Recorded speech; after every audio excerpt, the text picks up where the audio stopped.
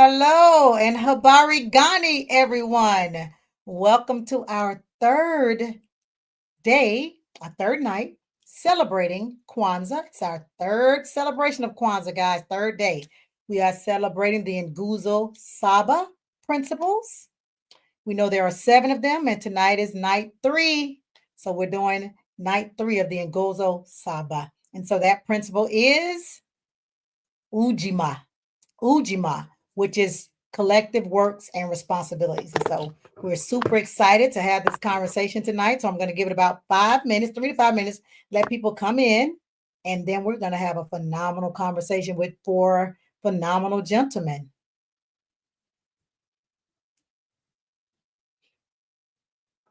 So again, I'm just going to be sharing these pages, sharing it live, and then we're going to get started. Again, we have four exceptional gentlemen that are going to talk to us tonight about collective works and responsibilities. So I am excited. Thank you so much. Ujima. She says Habari Gani. I say Ujima, and then I say Habari Gani. That's how you do it during the Kwanzaa celebration. Hey, Auntie Dot, thank you for joining for the third night.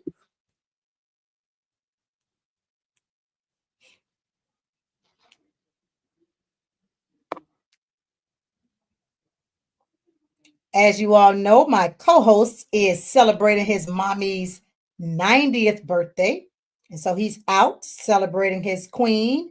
And so he said they will be listening, but he won't be on. But I am accompanied tonight by four exceptional gentlemen. We have Mr. Keena Walker out of Georgia.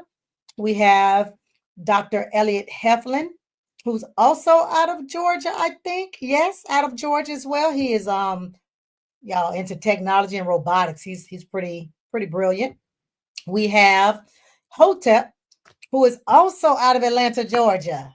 I just thought about that. Hotep, who is a former kindergarten educator, believe it or not, and he has his own cartoon. He's going to be joining us. And last and certainly not least, he's not in the education field, but yes, he is, just not the traditional education. He's a financial educator. And so Mr. David Neely, and he lives in North Carolina. So he's out of North Carolina. So we're going to have Georgia and North Carolina, the South, joining us tonight as we have this very, very necessary and needed conversation about collective work and responsibility.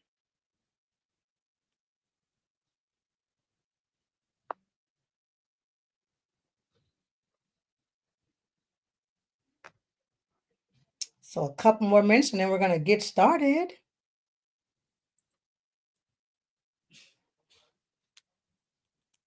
Just sharing it to our pages, our groups. So we have a lot of groups on Facebook. And so I'm sharing it with them so they know that we are live talking about Kwanzaa tonight.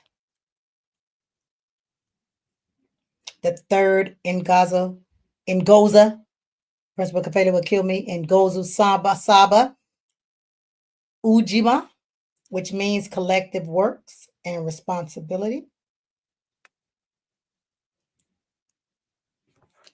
So we are going to get started in 2 more minutes. Going to have this conversation. When our gentlemen, our kings come on, we're going to let them introduce themselves, and then we are going to get into our conversation. We'll first rehash a little bit about the first two nights. Feels like it's been so much longer. Thursday and Friday nights. Tonight is Saturday. We'll talk about the first two nights, the first two principles, and we'll jump into collective work and responsibility. And so again, thank you to all of those who have been attending. Thank you to those who are new to the space. This is for some an introduction. For others, it's just about recentering. Just again, just bringing it back full circle. Kwanzaa celebration, getting ready for the upcoming year. And as we always say, Kwanzaa is a celebration 365 days of the year. It is not just the 7 days. That's just when we celebrate it, but it should be implemented 365 days a year. So it's 8:04, 1 more minute, and then we're going to get started.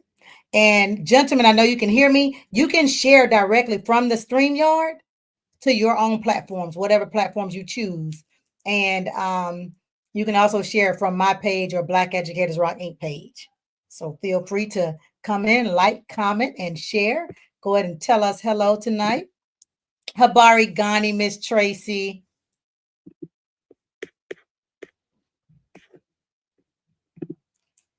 Greetings, Stefania. Hope all is well. Habari Ghani. Ujima. Yeah, Sharad. Ujima. Habari Ghani. And so it is 8:05, and so we're going to go ahead and get started. I'm going to go ahead and bring the gentleman in so that I'm not having a conversation just by myself, since Principal Kafele isn't here again. It is his mommy's 90th birthday, and we're wishing her a happy birthday. And so I'm going to bring up Mr. Keena Walker, Mr. David Neely, and Dr. Elliot Heflin. We'll have, I guess, I don't know what Hotep is. He may be mistakenly trying to join wrong. He's one of those people that just doesn't listen. He's I'm sure he'll be joining us soon. He'll be texting me in a minute, Keena, like, hey, I don't see the link, right? Link is email. So I'm sure he'll be joining. Because I literally talked to him on the phone like 10 minutes before we started. I did not want to be that guy who did not read the email. Oh, there he is. Hey. Oh, they about to talk about you, boy.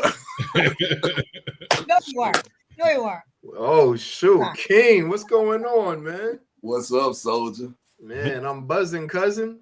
Y'all, that's that Georgia stuff, y'all. That's that Georgia stuff, like I told you all. But we're going to get started. So, again, Habari Ghani. Welcome, everyone, to our third night of our virtual Kwanzaa celebration. We are so excited to be having this for our third year. So we started a couple of years ago. It was, it'd be me. I'd be like, oh, I'm going to do, and I'm like, hey, y'all going to do Kwanzaa with me? And then, because they love me. So leaders like these on the screen say, sure, we'll do Kwanzaa with you. And that's how it started. And that's how it's been going. And so this is our third year. I am Dr. Melissa Chester. I am the founder and CEO of Black Educators Rock, which is so much more than a Facebook group. We did start from a Facebook group. However, because of the need that we saw in less than 90 days, our group grew to over 100,000 people. We decided to start a nonprofit. And so the nonprofit started 1 year after the Facebook group, and we have been rocking ever since, pun intended, because our biggest endeavor is the annual Rock Conference, which is a professional development conference that is held every summer to encourage, inspire, and empower educators for the upcoming school year. And 2 of the 4 have been at the Rock Conference, right? Dr. Heflin has not been there yet, and David hasn't been there, but Keena and Hotep have both presented at the Rock Conference. And so the Rock Conference is getting ready for our 10th annual Rock Conference. I cannot believe it. Man, 10 years. 10 years. Hotep, I remember when it was all a dream. Yes. And now I'm getting ready to celebrate 10 years. We had so much fun in Houston, Texas this year. They asked me to go back to Houston. We had a blast in Houston. Wow. So we'll be back in Houston for the 10th annual Rock Conference, July 17th through the 20th, 2025. And I cannot wait. I'll be sending out RFPs next month, which is next week, getting those speakers and presenters ready. And I just cannot wait. And so with that being said, I am also the broker owner of my own real estate brokerage. I'm licensed in both Florida and Georgia, have approximately 40 agents under my brokerage. And like I said, Black Educators Rock is my baby. And so some of the stuff that I do, I also present. I'm also a speaker myself and presenter and trainer. And so, I do some training on personality and communication. I do something called Poverty Mindset that Hotep actually was the creator of, and I'm certified in that. I'm certified in a couple other things that I train on. I speak with youth. And so just excited about doing this work all over the country and going to continue to do so. And so what we're going to do now is meet the 4 scholars that are joining me tonight. Y'all know I say it all the time, but I love Black men, y'all. Whenever I get a chance to be around them and glean from them and listen to them, I get all excited. When we on time. when they on. I rolled in late too, man. Thank you. Nothing more powerful. And so, with that being said, I'm going to allow them to introduce themselves. I guess I'll go by the order I've known them. So, the person I've known the longest is you, Hotep. Wow, lucky me. First. Good evening, everyone. Habari Ghani, and today is Ujima Collective Work and Responsibility. I'm very excited to be a part of the conversation, Dr. Chester. You know, you got my heart, and I'm just honored to be a part of this conversation. My name is Hotep, former teacher, former kindergarten teacher. I own a consulting service and called Makeaway Consulting. I serve schools around the country, really focusing on organizational climate and culture, helping helping reduce the noise of and the prominence of negativity in low performing schools.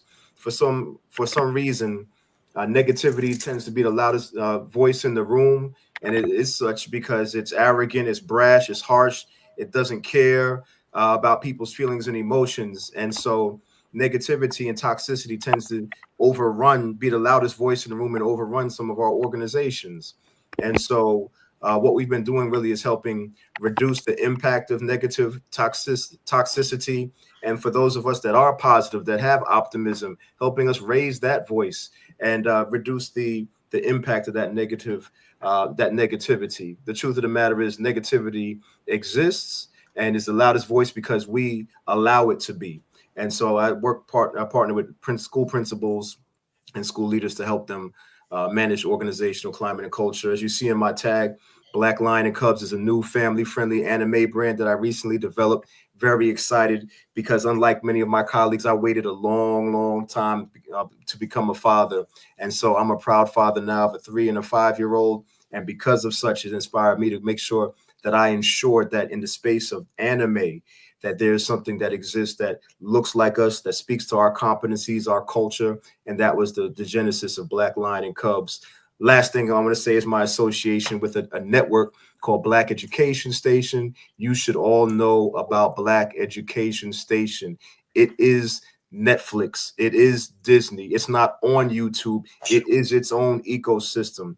Black Education Station is here, and I'm excited to be associated with that and a part of what the magic that they're creating. So I'll stop there. Thank you, Dr. Chester, for allowing me to speak. Thank you so much, Hotep. We're going to you next, Keno Walker. Hey, good to see everybody this evening. And Doc, thank you to yourself as well as Baba Kafele. Shouts out to Sister Dolores' mom on her 90th birthday.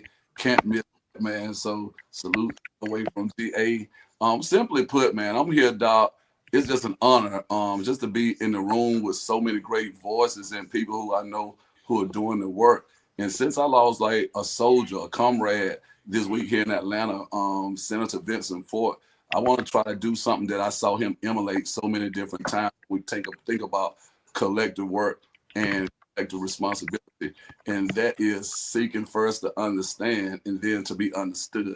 So I have a playbook in mind based on whatever you ask us tonight, but I know I will call an audible if I need to jump into some of these real Neely Fullers and stuff like that tonight. So you keep it, like in the Pee-wee section, we'll go there. But if we need to speak on behalf of our people and standing behind our sisters who are leading charges like this right here today, just to let us know what we need to do, man. So it's an honor to be here, and thank you for allowing me to speak to this topic of collective work and responsibility.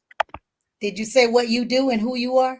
Oh, by the way, I'm almost 3 decades in the trenches educator, not a teacher. 3 decades of being in the trenches as an educator, because teachers pump in content, educators, we extract out greatness, and we don't mind getting our hands dirty, going to the hood, finding those little ones who may not have like this collective unity, this collective work or whatnot imparted in them. And I took that from something you said last night, Doc, when you talked about some people are being introduced to Kwanzaa. So it's not like they grew up in a household where mom and dad, talked to them about the significance of these days following Christmas or whatnot. So I want to say salute to you, Queen, for finding it not robbery to invite these gentlemen in here just to add just a little bit on top of what you've already had this week. Well, thank you so much, little brother Keenan Walker. Next, we're going to go to Mr. David Neely. Sure. I'm actually from Georgia too, and I'm in Georgia now, but I live in Charlotte, North Carolina. My day job, I do a couple of things. So my fun job is I'm a brand ambassador for a whiskey company. I'm an executive bourbon steward, and essentially that means I was able to get in and drink a little bit in front of a bunch of people, recite some information, and walk out on my own power. So it was a good time. It was a good time. But my day job is I'm a financial advisor. I specialize in retirement income planning, and I try to coach and talk to people from a perspective of behavioral finance. I like to talk about Dr. Venus Opal Reese, her book Black Woman Millionaire, and how she so cogently puts together this notion that our relationship with money in America is intensely tied to the institution of slavery and all the emotions that stem from that, and then your own personal emotional response to your first tragedy, to your first trauma. And with those two pieces, it determines how we move and how we move with our finances and how we express our power upon the earth. I think that concept is relevant to what we'll be talking about tonight, is because until we figure out how to work together and to overcome our issues within ourselves and each other, because I think that's a real issue in our community. We have issues, emotional issues around jealousy. That's crabs in a barrel syndrome, right? Here as African Americans, that has been something that's been socialized into us. And so we got to get beyond it, through it, so that we can work together and identify those things that we want to confront. So that's what I'll be talking about tonight in my comments. Similar to Keenan there, I have a framework in mind also. But that's me, David Neely. Thank you, David. Last and certainly not least, the one I've known the least amount of time. But y'all, sometimes you just move in the spirit. I've been watching Dr. Heflin on social media, and he's brilliant, and I don't think enough people know that he's brilliant. And he's been watching the Kwanzaa, and so we had some conversations last night, and I had my big sister, Dr. Fia Davis, who just recently finished her doctorate degree. She's one of my OSG sisters. She was supposed to be on. She was like, I'm tired, sis. I'm like, I understand. She just defended last Friday. We got a chance to watch her and cheer for her and cheer her on. And so I had an opening. I could have done it with 3, but I'm like, okay, Dr. Heflin, let's hear about you, because guys, I'm not going to steal his thunder, but he's going to talk about that little thing in the back when we start talking. And so just check out Dr. Heflin. Dr. Heflin? Well, yes, as she mentioned before, my name is Dr. Elliot Heflin Jr. I am I guess you can call me an independent educator, because I teach outside of the school system. I believe in building my own table, just to be candid. I teach coding and humanoid robotics. As she mentioned, the thing that you see behind me here is a humanoid robot, and that's what I teach on a daily basis. And I'm trying to make my way into our community as far as giving them what it takes to be a programmer or be someone who's involved in humanoid robotics, or AI, if you want to use that term, and just to make them utilize it and get them to utilize it, because I don't see it. Maybe some other people, they might see it, but what I see is not to get on a tangent, a very small segment. And I'm talking about the United States. I'm not just talking about Georgia. A very small segment. Dr. Heflin, we're going to get into that. We know that he's a scientist now, y'all. Scientists, all right. Y'all know I'm going to have to rein him in all night. I know that. Okay. Go ahead. He's a scientist. He's tangy. That's flavor talk. He's tangy. He's very intellectual. But we know that there is a small subset. We know that, the future is now. We know that the future is in, like you said, artificial intelligence. Actually on OSG, I think I told you about, I may or may not have, but All School Grounds Coalition, that's the big brother. That's my brother organization. Dr. Dennis McKees is founder and CEO of that organization, they're like leaders. So they're superintendents, principals, entertainment artists, etc. And so we have the conversation all the time around, like you're saying, artificial intelligence, that the fact that, we as educators, we still teaching old school, y'all. We some of us still on the chalkboard.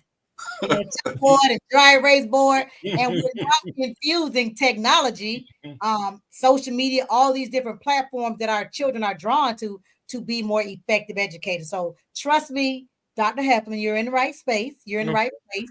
This is going to be a place that is going to assist you in making sure that what you're doing is transferred on a larger scale. Just like with Hotep, Hotep decided to go and create his own anime. My baby is an anime junkie, right? Mm-hmm. And so we were talking about anime, and if any of you know anime is violent. Anime is about certain things, but Hotep decided he was going to create a positive Black anime, and so these are people, Dr. Heflin, that's doing the work. So I know you're new to the scene, but trust me, that'll be talking to the choir here. We don't talk about the issues. Okay. We find the solutions and say, okay, what we doing? How we doing it? Okay. So we're gonna get Pepper exposed. We're gonna get her exposed and make sure we do get our children more involved in coding and science and the STEM, just the STEM in general. So that though, we got to get our educators comfortable with it. Just like I was saying last night about Kwanzaa and Black history and African-centered history. Teachers want to teach it. Educators want to teach it, but sometimes we don't know it, right? And so when you're developing things for students, think about also that parent, that adult that they're around, that educator who also needs to learn it and have that two-way teaching. I think that's when Dr. Chica talked about his platform, with Reading Revolution. So those are the types of solutions that we're looking for. And so that is the way this conversation is going to go tonight, y'all, because tonight's principle is Ujima.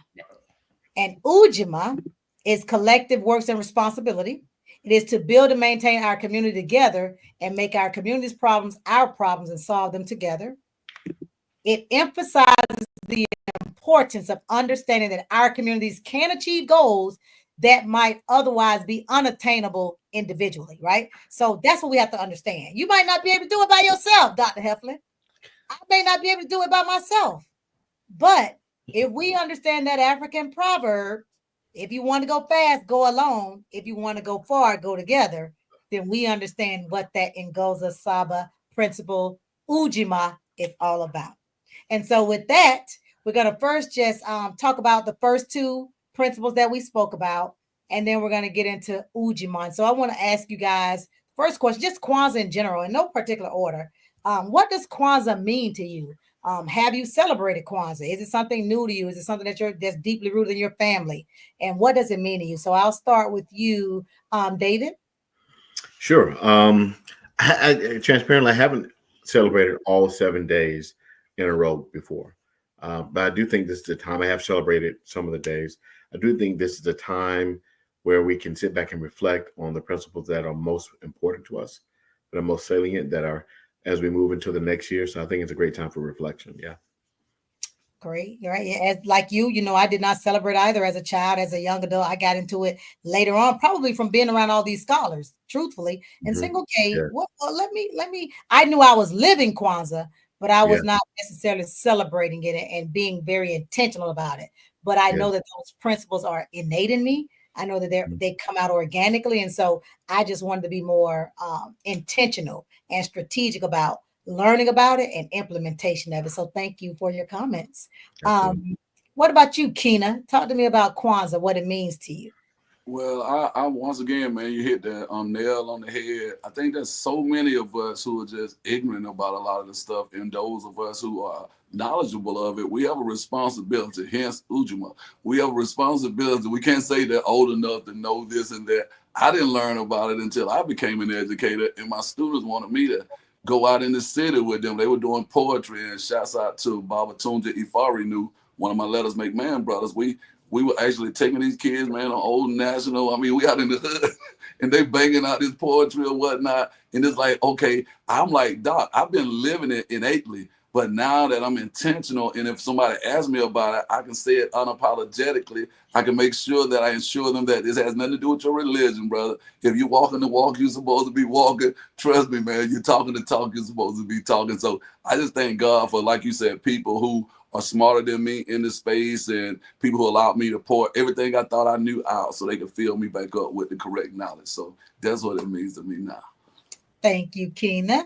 Dr. Heflin, Kwanzaa. Well, unfortunately, guys, I didn't get the opportunity to be raised, I guess you could say, knowing about Kwanzaa. I really didn't know anything about it other than the name of Kwanzaa. That's it. And because I grew up in, I grew up in Milwaukee, Wisconsin. So Oh, wow. Okay. it's a lot different than the South. It's a lot different. And I wasn't exposed to it. And what made me want to be, I guess, learn about it is I got an opportunity to see you guys online talking about this Kwanzaa and saying it was not related to religion, which I thought it was, and many of the people who in my circle think it is that don't know about it, and I'm just the type of person I want to learn about it myself. I can't take anyone's word for what it represents. I literally talked to a pastor today, Dr. Heflin, and he was like, "Oh, I'm Jesus." I was like, "Listen, I promise you, Kwanzaa has nothing. It is not antithetical to your Jesus Christ." So, Yeah. like, give me some scriptures. Give me some scriptures. And I was like, "Listen to the episode on the second night. Listen last night. Dr. Chika gave examples of scriptures, and so it's there. The doctrine is there in the works. This is a secular holiday that we celebrate, just simply, again, celebrating the Black family. It's not about a religion. And it's again, like you said, most of us just did not know what it was. It is simply a celebration of the Black family, the Black community, and the Black culture, right?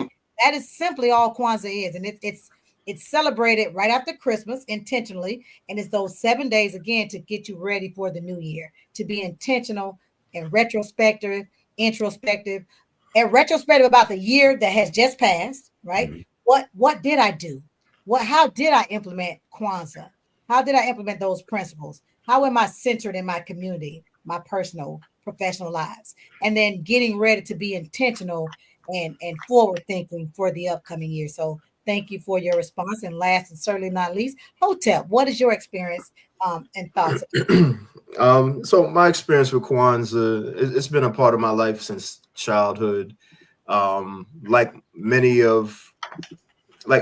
things, like the different religions and different aspects of our culture, they've been introduced to me all my life because I've had the great blessing and honor of having parents that were very conscious of our culture, of our responsibility.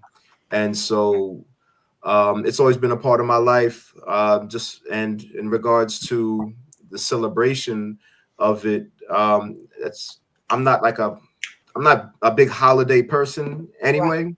So, I celebrate it the same way I celebrate all the holidays. It's a part of who I am. We get together during these times and, we talk about the principles every day. Even my 5-year-old son, he came to me, he said, "Dad, are we African American?" I said, "Of course, son." And we had to have that conversation because it was introduced to him at school. And so it's something that's been a part of my life.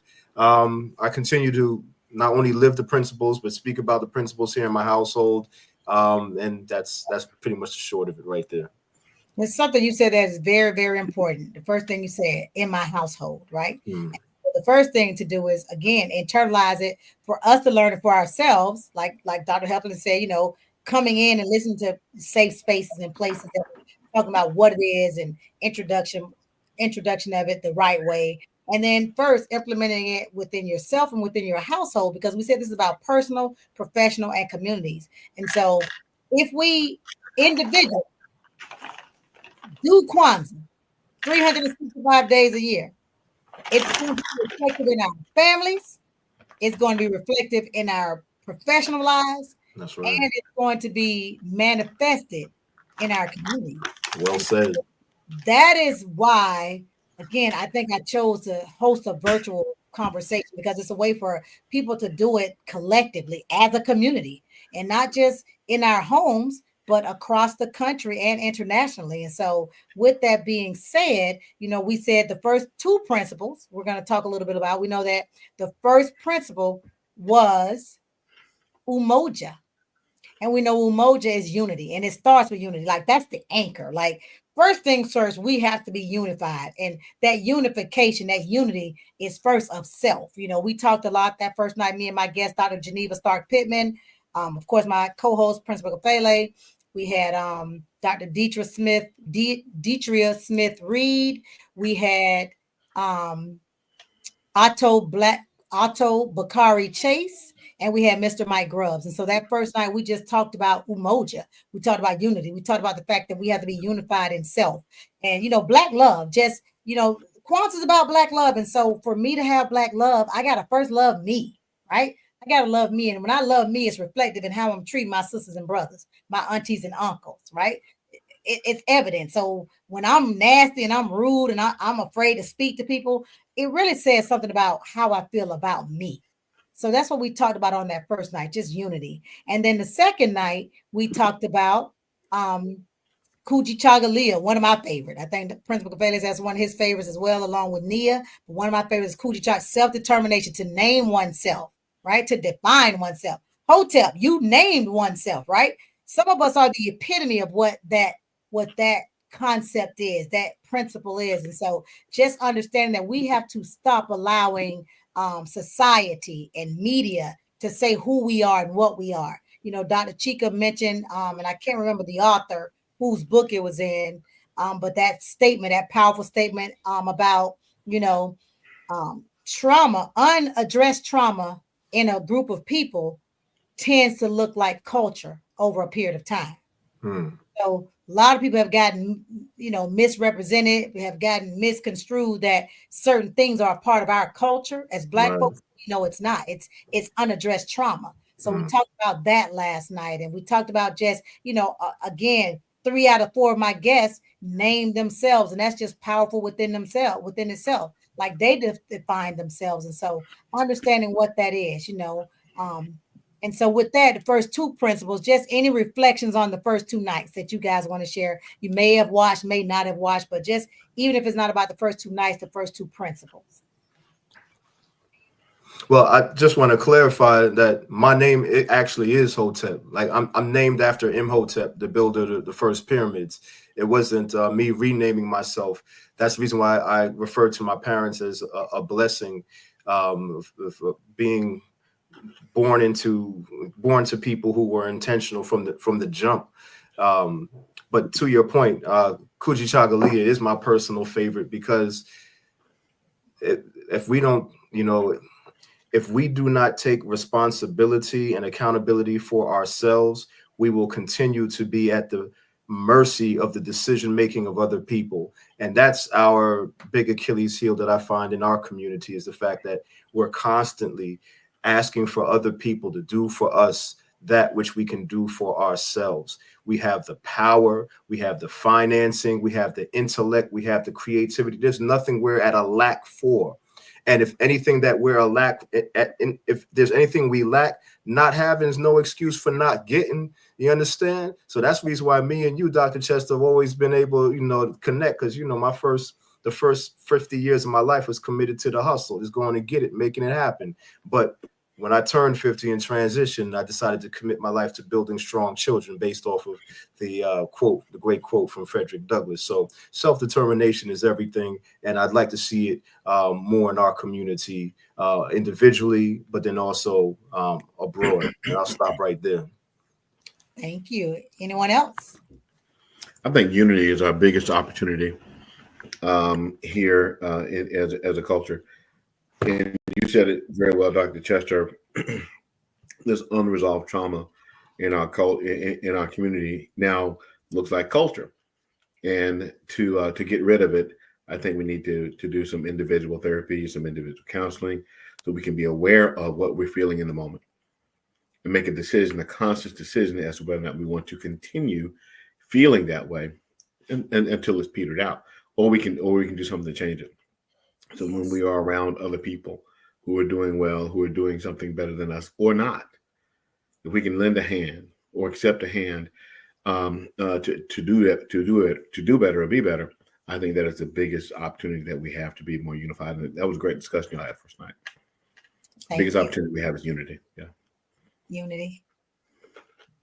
Dr. Heflin and then Keena.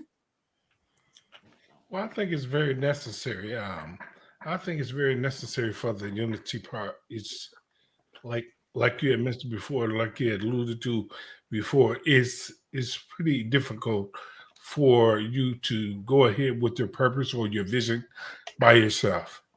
It's very difficult. It is very difficult, especially when you are not surrounded by like-minded people.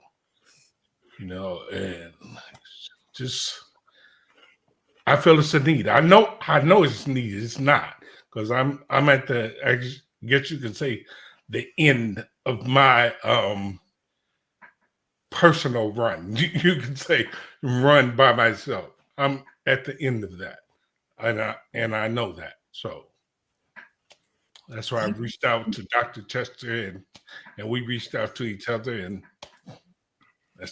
like I said, sometimes you move in spirit. You don't, I talked to, so you, and there was a young lady, she's probably on Jahari. She and I had a conversation today. She made a comment in the chat last night about the youth, about young people, not the youth, but young people, not knowing our culture, because that's a big thing.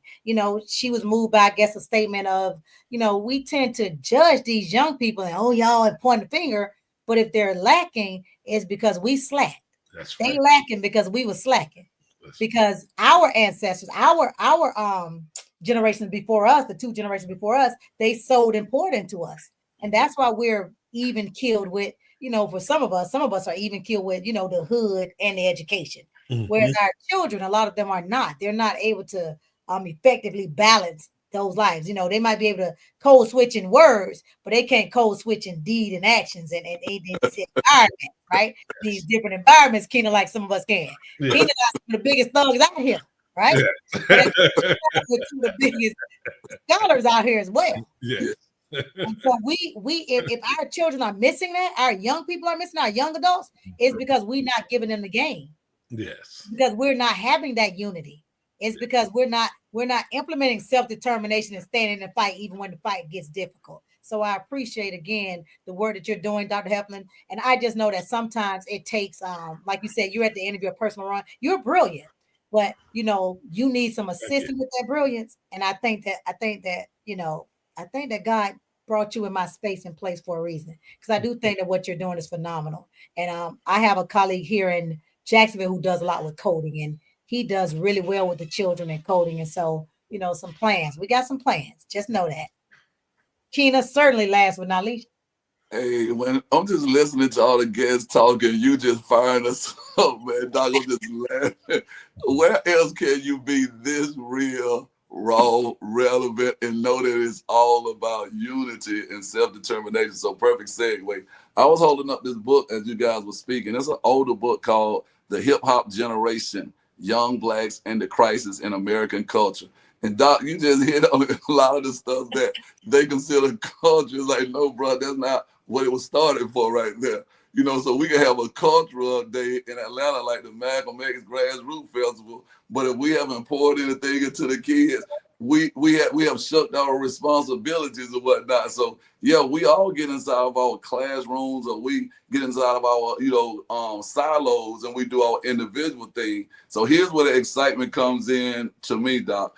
As Dr. Heflin was talking about being at the end, I'm thinking that's what they mean when they say pass that torch. We gotta have somebody like in front of him to pass that torch to, and then they gotta have somebody in front of them to pass the torch to. So as I look at this definition, when it says self-determination to define ourselves, who in this generation is bold enough right now to say, hey, I'm gonna give up the capitalist mindset because it's time for us to define ourselves. See, some of us on the screen, we've lost our jobs, our livelihoods, and all this stuff. So we're not playing games with it. So there's certain things I know I won't say on this screen right here, that those babies in Atlanta on the South Side who know hey, look, bro, that brother paid for funerals on our behalf. That brother's out there in the hood, man. When they talking about the standardized test, he talking about keeping them lights on in our apartment or whatnot. He out there by the U-Haul about to, abandon us. See, Doc, when we started talking about this unity thing and self-determination, some of our babies don't have anything to look up to. And then the ones of us who have gotten our degrees or whatnot, now we're not touchable anymore, And it's like we got to find this balance. And those babies cannot determine what they want to do for self unless they have three things. And this is going to sound cliche-ish, but first of all, you got to be able to conceive it. Man, all day long, they got them iPods, AirPods or whatnot in their ear. They're twisting their hair. They're walking down the hallway sagging, and the real grown black men in spaces like the ones I work in, who we can put our hands on their chest and say, bro, come in here, man. Don't disrespect the ancestors like that. What you talking about, twin? First of all, I'm not your twin. I'm not your aunt, not your homeboy. Hey, we ain't sliming or doing none of that stuff right here. Black man. See, that's the first time they've ever been engaged at that level. And when we give up on them and say, hey, bro, when I was that age, I know you were that age. And yes, you did pull yourself up by your own bootstrap. And I conclude right here. But most of us who pulled ourselves up by our own bootstrap, we knew we had stood on Big Daddy's shoulders. We knew we had stood on Big Mama's shoulders. So we thought we were pulling ourselves up on our own. But these kids don't have a Big Mama as an example to show them how to be self-determined, or they don't have a group like this where they can get online and talk about positive ways, like this brother with the robot behind him, Dr. Heflin, is saying. Doc, I think we have a great opportunity during these next 7 days to just educate those who want to be educated. And those people like Dr. Henry Clark said back in the days, hey, he only debates his equals. All others he teach. So, Doc, this is a perfect platform for you to teach those folks, but don't waste any energy debating them during Kwanzaa. Amen. Ashe, and amen. Anybody else? Yeah. So again, that's just what this is about. We were talking about those first two principles: unity and self-determination. Unity is a reason. It's a reason that's first, and self-determination. We must make sure that we are defining ourselves. We're naming ourselves. We're creating for ourselves and speaking for ourselves. And then as we start to do that boldly and confidently, as Keena said, we got to make sure we're teaching our the people behind us how to do that as well. We got to stop allowing people to say who and what we are, right? Who and what we are. So tonight's principle, as we know, again, is Ujima, right? Collective work and responsibility. And, collective work and to me, this is village. This is village, and this is why I started Black Educators Rock, and along with my former student, Mr. Roosevelt, because we were, trying to create a space for like-minded folk, right? Because you do get tired alone, Dr. Heflin. You do get worn down. You do get discouraged. Sometimes you do take time out. Go sit on the bench, tap out, whatever you want to call it. Because you can get burned out from this work. That's why this work is real. It's not for the faint at heart, right? Yes. It is hard work. As Dr. Johnny Cruz Craig Masora likes to say, it's hard work. Because it's hard work, but it's hard work. And so when it comes to collective work and responsibility to build and maintain our community together. And so that, to me, that little piece of sentence, that just taking a part of this sentence is so key, because it says to build and maintain our community together, right? And I think what happens a lot of times, Keena, is that you kind of alluded to something. I want to kind of expound upon that. Like some of us, we attain degrees, we attain certain statuses, we attain monetary wealth, and then we tend to forget from whence we came and turn our backs on that. And we're building communities. We'll come back and say, I want to help that community. I grew up in a community like that. Or maybe I never grew up in that community, but I feel bad for those communities, so I want to come and help build that community. But the key thing that I think that sometimes that gets left out is that together, right? Sometimes people come in trying to help communities that are not of the communities, and you're telling them what they need. You're telling them what will make their communities better. sometimes we're so detached from what's been going on, we don't know what's going on in the community anymore. Those of us that are actually from those communities. And so I think that little first piece is so key, because that word together goes back to unity. And to have unity, we must have unity of self first, and then we can again respect and honor our sisters and brothers, our counterparts, when they're bringing their problems, their issues, their solutions. And so just collective work responsibility is another one that pulls at me, right? It says, and make our community's problems our problems and solve them together. I remember having a conversation once.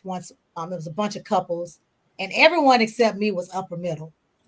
So we were having a conversation, Hotep, about neighborhood schools. You know how they turned them into magnet schools, and a couple of the parents made some statements well, yeah, I don't want those kids to go to the school with my kids. And I was like, what you mean? That's their school. They were there first. It was a neighborhood school, and you don't want the neighborhood kids in that school now because you've infiltrated their space. And I made a statement of, even if for selfish reasons, you must care about those kids, because your kid, whether they're in school with them or not, are going to come into contact with those kids. And even if it's selfishly, you better start sowing and pouring into those kids. Because when they run up on your kid, you want them to be able to at least say, oh, she cool, I know her mama. Oh, she cool, I know her daddy. Oh, she all right, I know her uncle. Even if it's for a selfish reason, understand that you better start caring about the community's problems and making them your problems. If that's the lens in which you're going to be able to do this work. Now, of course, for some of us, those of us on this screen, we understand that it is our community. And so those are our children, right? And so what are you guys' thoughts around that? So just around that collective work and responsibility. What's the thought process that immediately comes to mind? What do you immediately think of? How are you implementing it? How are you seeing it implemented in different spaces that you're around? Just having a conversation around collective work and responsibility. So, Doc, one of the things that comes to mind for me is how we actually met. It was there was a conference where you were one of the organizations you're part of, an organization I'm part of. We were in the same space, different sides of that convention center, but there was a shared vendor hall, and some of the aims of our organizations do overlap, but we are in silos. We aren't working together. Right. A lot of us on this call maybe in multiple organizations, have multiple resources, and but we're not utilizing each other. We're not leveraging our relationships. And so I think one big opportunity for the collective work thought process is to have our organizations do conferences together. We may be distinct organizations, but we have resources. Like, I don't know how to build a robot, but if I need one, apparently there's somebody on this screen who can do that, right? And I've never taught on the collegiate level, but apparently there's someone on the screen who can do that. I've never I have been in some, lower socioeconomic places and mentored and taught there, but there's a wealth of people around us. We just don't leverage each other well, and I think there's a big opportunity. We do have the infrastructure, we just aren't communicating. Thank you. Someone else? I know there were a couple people wanting to speak. Well, I was going to say you hit a nail on the head. A very interesting point personally for me, being that I have two young children. My wife and I are constantly having discussions about where we want to send our children, what schools we want our children to be at, and whose children we want our kids to be around, and whose kids we don't want to be around, right? And at the end of the day, you spoke to it very eloquently, is that there's only but so much we can protect our children from the ignorance and the foolishness, and they may not be at the same school together, but they'll be at the shopping mall together. You know what I'm saying? And I ran into a friend of mine recently. Her son was just killed at the park. You understand? Oh. She lost her son at the park. So we can't avoid this situation. You can only run but so far. So I'm thankful that you brought that up as a point of discussion in regards to collective work and responsibility. People that know me know I'm really, really jaded when it comes to this. I feel like we just talk too much. We meet too much. We pontificate too much. I'm a doer. I get it done. You understand? Like, it doesn't take a whole lot of meeting, a whole lot of conferencing and, you know, conversations. Like, listen, this is the work that needs to be done. What can you do? You can do that. I can do this. Let's get busy. And it's just that simple. I just find in today's society, so that's number one. You add social media and you know, technology to the situation. And what we found is, and the reason why I'm here today partially is because the truth of the matter is, while all that technology is good, the OGs need to stand up and speak up. You understand? Because right now we're in a space and time where people's intelligence is artificial. You understand? I'll say it again. People's intelligence is artificial and their reality is virtual. So people are sounding good, you know what I'm saying, but not doing good. Right? People are taking the snapshot and mistaking it for the full picture. And if we don't stand up, then we're just going to continue to have nothing but artificial intelligence and not, you know, real intellect and wisdom. You know what I'm saying? So, you know, I'm about the work. Those of you that are here that are about the work, get at me. That's what I'm going to say right now. If you're about the work, get at me and let's get busy. Let's get, so you made some great points about, you said, you know, there is a lot, you know, and I said it the other night. I think I said it both nights now. I made a statement, Hotep, that, and I said it back behind the thing, you know, we are brilliant. And, you know, it's something that I always say, some of the other elders say, you say, Keena said, everything that we need, like we have, like literally everything we need, we have. It is not that people are more intelligent. It's not that people are more intelligent. It's not that the simple thing, we're not outnumbered. The simple thing is that we're out organized. We as a people, we're very passionate, you know, and most times we're reactive. We're not as proactive as we need to be. And so to your point, because we're reactive, a lot of times we're having conversations about issues because we're reacting to them as opposed to being proactive to them. And sometimes, you know, we spend too much space and place in theoretically, and these things. And so I concur with you about getting out and doing the work. And, you know, that's why I'm such a big proponent of not just talking it, but walking it. You know, somebody made the comment, I think it was David, about the all conferences. I, you know, without letting a cat out the bag, you know, Dr. McKeesey of OSG, Dr. Chester of BER, we have BMEC, we have all these.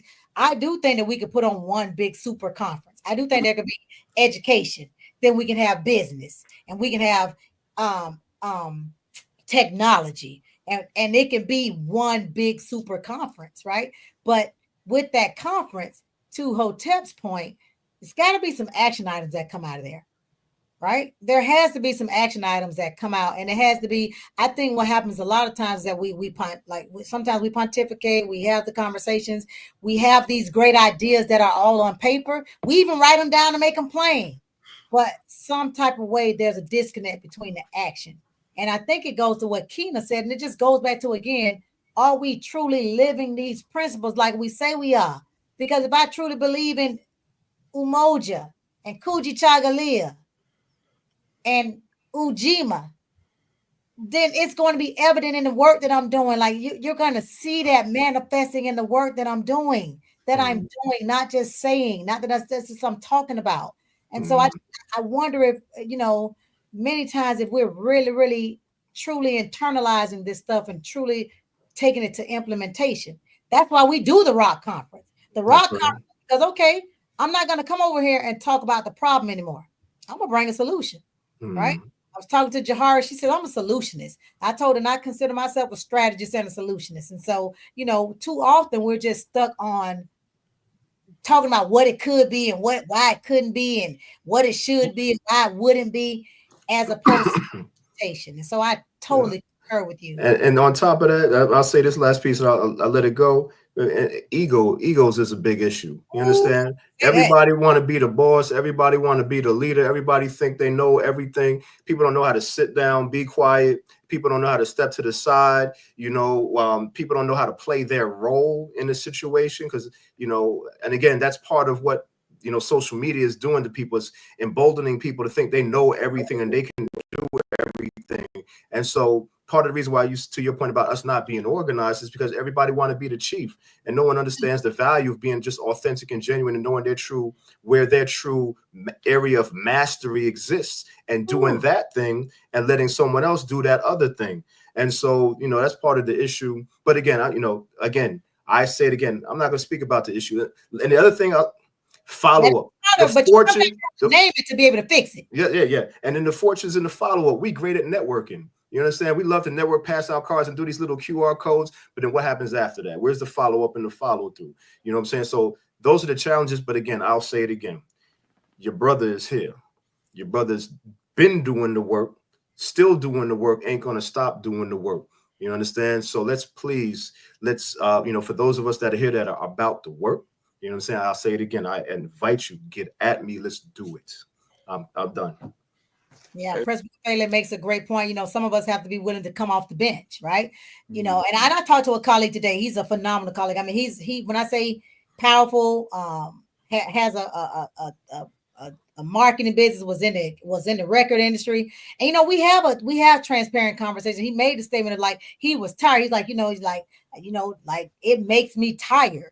And I think it's because, again, when you're going alone, that burnout is definitely inevitable, right? That's why you have to go at it together. You have to find those like-minded people. I think what happens a lot of times, Hotep, to your point, like people who want to do the work, they get involved with the wrong people, right?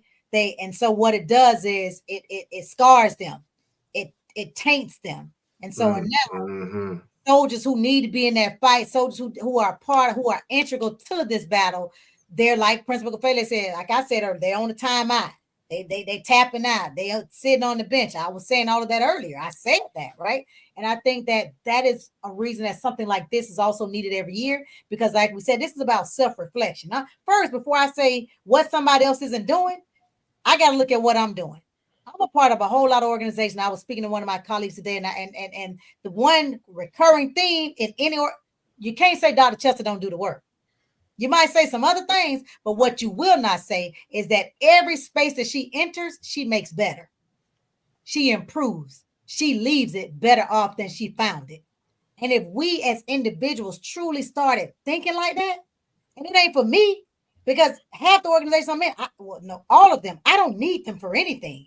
I'm in them to make them better. They don't bring me any validation. They're not making me any better. They're not bringing me any money. They're not monetized. It's simply about me trying to be in spaces and bring my talents and my hard work to make a space better. And if we as individuals truly went there, we could be so much farther as a community, as a culture, as a people. I'd like to piggyback on that and emphasize again. I think we need to do individual work, so we become better partners. It's a both and conversation about working together. We need to come together to plan our work, and then we got to figure out who's going to do the work. We got to decide what is the work to be done, and that'll happen in the conference or some other collective. And then we need to hold that point of view. We need to actually go do it. So it's a both and conversation right now. Everybody's trying to figure out who's going to lead it, who's going to be on TV. Who's going to have their name in print. It's not nearly as important as getting the work done and planning the work. You're next, Keena. You are next. I just want to say, and that's what Hotep said, and that's what's been in the chat. A lot of times people do get caught up on who's going to be the face, who's going to be the voice, as opposed to just dividing the work. I know last year Dr. Chica did that, and I wish he would have done it again, that great analogy about each person bringing a stone, and because each stone is valuable. Even though you might not be the person that's talking, but what you're doing behind the scenes is just as valuable as the president doing the talking or whoever doing the talking. And when we remove ego, again, so much can be done. So much can be done. And many times, people that have the ego sometimes are the ones who need to be in the background, right? Being okay with your level of value that you bring. Being okay with that. It's something that we as a people has recently struggled with, because that's not innately in our nature. It's not our character. Keena, what were you gonna say? Yeah, I'm loving what everybody is putting down. I was thinking when you were just talking, Doc, about one of Chica's mantras, where he talks about slowly but surely, strand by strand, the spider spins as well. And I think a lot of us, we want to be leading some, going to hotel point, like, bro, I put in work out in these streets behind the scenes longer than you've been living. So you can't come in trying to take over unless you're gonna be like the good brother Fred Hampton, and do your research on Fred Hampton before you say you want to be like Fred Hampton, because you know that kind of work, that's a once in a lifetime kind of thing. And even as I transition out of that point, even when I saw the movie, I said that movie was not about Fred Hampton. That movie was about the snitch. So we got to be very clear, brother. That when we start doing this work we say we want to do, I have to fly below the radar a lot of times. I'm quite sure there are other people who are at our listening ear right now who knows what I mean when I say, if you're doing this work, we met in some places like some hush harbors when everybody gonna say what they're gonna say. If you got a knuck of your buck inside that room for the betterment of Black people. See, we talk about, like collective unity, collective work and responsibility. Sometimes brothers and sisters got to come together and say, hey, I know that, you guys are going to take the high roads when they go low. We need some brothers like Walker and some of these other soldiers out here who going to go low and meet them down there in the trenches. Because World War I wasn't won by people taking the high road all the time. Like some time where, look, I got to go ahead and do what I got to do. So on this screen right now, I can say to all the gentlemen who I know I see out here doing this work, 18 years, Doc, with an organization, Let Us Make Man. You've never seen me speak to the camera. We're always on the news, whether it be nationally, statewide, local. But we have two people who understand that's their role because of their background. They understand, just like the minister said to Brother Malcolm back in the days, that microphone can become intoxicating. And sometimes you'll lose that collective focus that Ujima, and you will lose that collective work and responsibility, and you will let the microphone actually get in the way of the work. So I say, like, for the last 10 years or so, I know we've given last year over 100 scholarships to Black males. Every year, Let Us Make Man, we do a scholarship gala. We do our conference. I'm a founding member of that organization. And the thing I love about the brothers in there, they out here doing this work, man, way beyond anything y'all can see on the news or whatnot. And the thing they always ask is, don't put me in front of the camera. I just want to do this work. And our mantra, Doc, is you will not outserve me. So until people get on these platforms, talk about serving and doing the work, you can miss us with them clips because we understand how the TV and all that stuff works. But if you're out here doing this work, shouts out to Senator Vincent Ford. There was a real comrade who was doing this work in Atlanta and all across the state of Georgia. So that's what we're talking about, Doc, when we talk about Ujima. Yes. Anybody else? I know he said organized, right? We must become better. Organized. Something that was. I do want to. Oh, I'm sorry. Go ahead. No, I wanted to say for those of you that are not aware, there is a new holiday that's been initiated last year. It's called Black Heroes Day. You can go to blackheroesday.com. It's a national holiday that occurs every February 28th. And to Brother Keen's point, it is designated to honor those people that are doing the work each and every day that no one knows about, no one hears about, no one talks about, no one posts about, that's actually doing the work in our communities across the country. So the idea for Black Heroes Day is that on that day, we all honor, post about, speak about someone that's been in our life, that's someone Black in our life, that's contributed in a positive way, that isn't a celebrity, that isn't a millionaire. You understand? So I just want to invite those of you that want to do and contribute to that message of, raising our own heroes instead of allowing other people to raise heroes for us. We can be a part of that. And it's blackheroesday.com. You guys can check it out. blackheroesday.com. Yes. Yes. I love that because I had not heard about it. So that's something that's something we need to make sure we're promoting. Like you said, I love it. And it's at the end of Black History Month. That's right. That is intentional. So that is phenomenal. You said that's not just for the superheroes that we all know about in our Black. That's for everyday heroes. Policemen, people like firemen, whoever. You understand? All the brothers part of Let Us Make Man. I know them brothers. You understand? And so all the people. It could be a mentor. It could be a father figure. Just anybody. The postman. You know what I'm saying? Somebody that serves. Speaking about serving, it could be somebody that serves you at a restaurant every day that just does an amazing job. That's a hero. You understand? Honor those people. And so again, that's the whole concept behind it. I had the pleasure of being a part of an Atlanta celebration last year, which was held at the Apex Museum, the historic Apex Museum on Auburn Avenue. And again, I'm putting it out there because this is the type of community of people that I hope would take action on that and look into it, go to the site, contact the people there, and then find ways to promote it for this year. So we make it a big deal, just like Black History Month, Kwanzaa, and everything else that we have. I love that. So, what's funny is that I have something called part of the organization here in Jacksonville. So there's a national. When David said we knew each other, we're part of a real estate, or I'm a part of a real estate organization. He's in a fraternity. I'm also in a sorority. But we were doing a Black home ownership event, huge Black home ownership event in North Carolina. And I'm a part of the women's organization. It's called the Women's Council of NARAB. And so I chartered the Women's Council of the First Coast here in Jacksonville.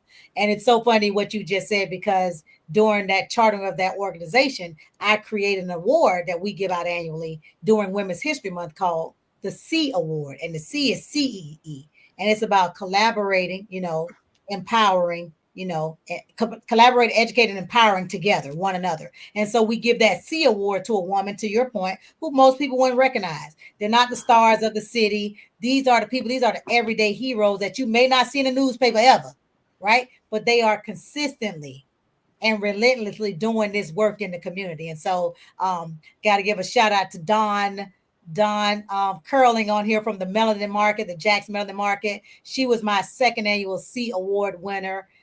She has a huge melanin market, guys, that she puts on annually.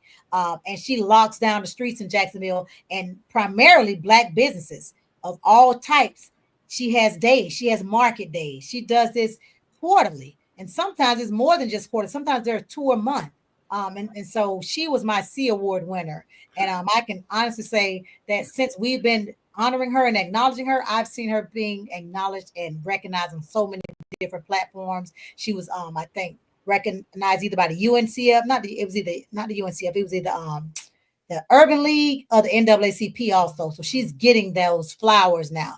But I can honestly say that we were the first organization to say, hey, Dawn, just know that we see you. And then other organizations follow, like LISC and major organizations. But that is so important that we acknowledge our everyday heroes, because they are just as important as the celebrities and athletes, if not more important. So I think that is awesome.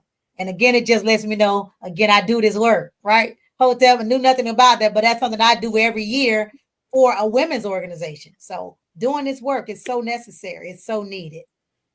It's so needed. Tina. Yes. Want to go to you about collective work and responsibility. So because you talked about Let Us Make Man. Just want to ask, do you, in your opinion, maybe in the state of Georgia, maybe just in Atlanta, is there a lot of collective work when it comes to Black males and the work that you do? Do you see a lot of collective work?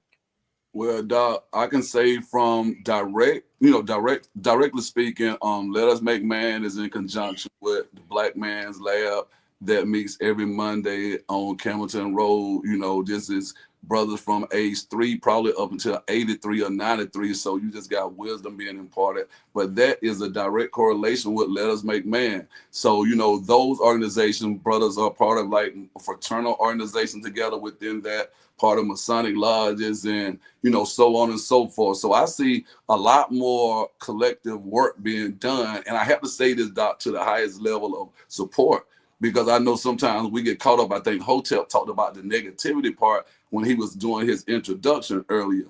I'm one of those people who have to always be that trumpet blower or that person who's willing to sacrifice my character or whatever it is just to make sure Black people don't walk out of Kwanzaa forgetting about those people who are doing this work out here. So we get caught up, Doc, in those few intangibles that keeps us from working together or whatnot. We start to do what people say in the business world all the time. The only way to stop from going deeper in the hole is to stop digging.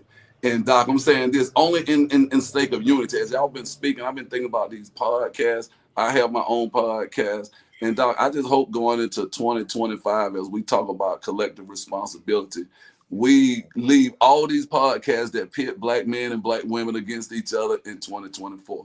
We let people have the right to vote if they want to vote. Hey, I know a lot of us are, signing one ticket versus the other ticket. Black people, this collective responsibility, we can't allow people to jump in and pit the whole community if they're non-divine nine against divine nine and think that we actually learn anything about Greeks other than the Greek letters, but these people, don't mean by me, well, I'm this by that. No, man, we Black people, man, from all across the diaspora who rock this red, black, and green all day, every day if you're doing this work. And I just pray, Doc, that as we continue, man, to say we want to do this work, we understand everybody was not meant to go on this journey together. You guys don't see the people who are behind the scene looking at Dr. Chester right now just for putting on this event today, because somebody's going to go back and watch this. I know, because I sit in the war room with people who study people like us. And I don't worry about anybody going through reading the transcript. That's why I refer to myself as the realest motivator and eternal educator, aka Mr. Awaken the Genius. Because Black people, we already have the genius buried deep down in our DNA. I'm not Mr. Create the Genius. I'm Mr. Awaken the Genius. Get Black boys and girls to trust that genius. And last and certainly not least, get those people to execute that genius right there. So if you are looking for somebody, Doc, to come to Jacksonville, my brother's down there. I love our people so much. I don't wear these red, black, and green stripes for decor. I don't have that flag hanging up in my room. That's a distress sign. Anybody who walks past there, they know that is like a safe house for those who do not have safe houses in the hood. See, so that school might be the safest house that a lot of my babies gonna get to before they make it to the courthouse or the crack house. So, I had to use that thing, man, like Harriet Tubman, man, you know what I'm saying, Doc? So without going too deep, we got to make sure that sister's work does not go forgotten, because right now I'm on an underground railroad, so to speak, right now. And I wish I could just share with people like, bro, the only thing we can do to save these babies, in conclusion, if we got collective work to do and collective responsibility, man, start telling them Black kids the truth about Black folks and quit starting that slavery. Those people were enslaved, they're not slaves. Start telling them about who they were before enslavement. And Doc, that's the first steps towards us unifying and having that self-determination that leads to Ujima. Well, Keena, something key you said about the podcast. And so I don't know if you watched the other night. We had Mike Grubbs on the first night, and he has Lit TV. He literally started his own TV network because he was tired of all the negative TV, right? So he has like this Roku style. So it's leveraging information together. Now, where his show, you can have a network, you can have a channel, so Black Educators Raw, we're talking about some things because we did it before, but just some different things. But it's not just for education. There's Mayo Clinic does a Black men's health on there. Duval County Public Schools has a channel. Your HBCUs are now getting ready to get channels. So FAMU is going to have a channel. So it's about sharing our positive news and information. I know that I sit on the board with Black Education Station, which is something that Hotep is now the CEO of, the executive director of. And so, Black Education Station is that. It's like a Black PBS, right? So this stuff exists. Right, I think it's a membership subscription type one. Not I think it is. It's a subscription type, whereas Lit TV is more like Roku. And so these avenues, these channels, they exist. We just, again, we have to figure out how to be more organized. I think it was my newest favorite person. I can't even think her name right now, but she was like, we're out organized. We're out organized. We have to do better about organizing things. Anybody that knows Dr. Chester knows that one of my desires has been to be that place and space for all things Black educators, right? And when I say Black educators, you want to come find authors, you want to come find curriculum, you want to come find movies, film, TV shows you can show, you want to get professional development, you want to get motivational speaker. What is it that you need? We want it to be in one space because it's hard to go find Awaken the Genius and Dr. Elliott, I forgot the name of yours. What is it? Reality Tech. Reality Tech. Reality Tech. Reality. So I want you to be able to find those things in one place and space. And that's not for me. I'm not trying to do it for money. I'm not trying to do it for fame. I'm just trying to do it so that we coalesce. Like I said last night, we have one space where we coalesce everything. And to your point, those spaces are the true embodiment of Kuji Chagalia. Name, self-determination, naming oneself. That curriculum would be positive curriculum like the Lit TV network. We don't want we got enough of the white noise. We got enough of all of that, right? We need to be real strategic and intentional and purposeful about what we pour into us and what we pour out, what we allow to come into us and what we're sharing. I don't think enough of us do that. We don't take social media responsibility.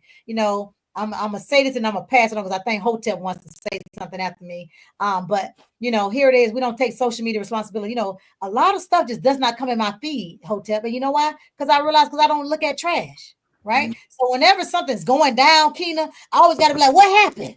Because I'd be the last one. So one of my friends, it'll be on one day page and they'll be talking about something, and I will be completely out of the loop because that stuff is not, that algorithm is not a part of mine. My algorithm is real positive.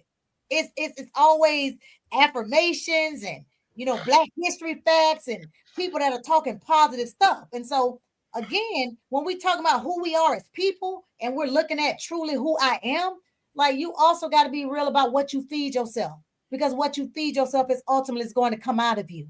And so a lot of us are unknowingly, unconsciously, we feed ourselves a lot of garbage when it comes to that reality TV. And I know that sounds like I'm on a tangent, but it really is not, because that stuff takes time and it takes up brain space, right? It really does. And that's bad energy. And so what are you feeding yourself? Which evidently comes out of you. And so, thank you for saying that about those podcasts. And, because I'm over here in a strong debate, with a good friend of mine about doing a relationship show. Because again, like you said, 3 years ago, I was always talking about, I don't know if you remember, Hotel, is Black love real? Like, is Black love gone? Y'all, what's going on with us? What relationships, right? Yeah. And so to your point, the divine nine arguments and all these arguments, we allow people to divide us about ish that really don't matter in the big scheme of things. We allow that to come in and separate us. I used the analogy the first night about building a house, David. I said that, because of the real estate space is where I use that analogy. Here it is. We coming together. The five of us don't came together. We're going to build a house. We're going to build a structure. Before we can pour the foundation and get the foundation established, we don't got into an argument about what color the room's going to be. And now the whole thing not happening. And that's what we allow people to do to us. We allow minute distractions about things in politics. And like you said, male versus female and, and these things to separate us as Black people. Right. And we have to be cognizant of that and figure out how we internalize that and how it comes out of us. I know I said a lot, but I had to get that out. Yes. I like to offer proof that these conversations are working. In Charlotte, probably since the late 2000s, Charlotte was ranked 50 out of 50 large states in socioeconomic mobility.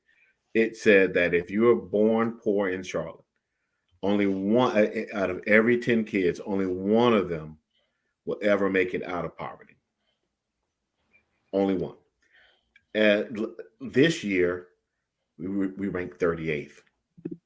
So there has been a concerted effort, a collective effort between the business population in Charlotte, the Divine Nine, organizations like Keenan, that he's talking about, and Hotep's organizations, and Black data processors. All these folks in Charlotte have focused on one thing: socioeconomic mobility for poor folks. It's working. These conversations do work. We're not just howling into the wind. So great conversation. We come at it from different angles. We have conferences, we talk, and then we work. This will work. It will work in Atlanta. I don't know the numbers in Atlanta. I live in Charlotte, but I wouldn't be surprised at all if these conversations have already made an impact, a noticeable, measurable impact in Atlanta also. So what is that? So it's a Harvard study. The name of the study, I know the PhDs online. I want to know what that is. Don't worry, just when you get a chance, we can put it in the chat. You don't have to rush and get it now. Okay, all right, but it's a Harvard study that ranked socioeconomic mobility amongst poor folks in Charlotte, North Carolina, across 50 large cities. For years, until this year, the 2024, Charlotte ranked 50th out of socioeconomic mobility. And so, but this year, they ranked 38th. And that has been, I believe, because of the collective effort of former athletes and their foundations making a difference in neighborhoods. I was with big brothers, big sisters for many years.